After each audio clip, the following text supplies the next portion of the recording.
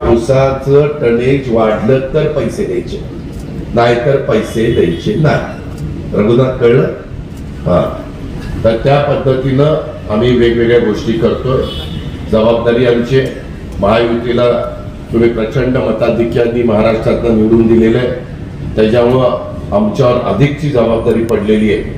आणि त्याच्यातनं केंद्रामध्ये पंतप्रधान नरेंद्र मोदी साहेब, अमित शहा साहेब, नितीन गडकरी साहेब, आपले कृषी मंत्री शिवराज सिंग चौहान साहेब, रक्षा मंत्री राजनाथ सिंग साहेब असे सगळे मान्यवर तिथं काम करतायत. मध्ये देखील अतिरेक्यांनी ज्या कारवाई केल्या त्याच्याबद्दल कसं जशाच तसं उत्तर आपल्या देशाने दिलेलं, आपल्या सैन्यदल कशा पद्धतीनं त्या सगळ्या गोष्टीचा त्यांनी प्रतिकार केला आणि मिसाईलच्या माध्यमातून वेगवेगळे जे अतिरेक्यांचे अड्डे हे पाकिस्तानमध्ये होते ते देखील उडवण्याचं काम त्या ठिकाणी करण्यात आलेलं आहे.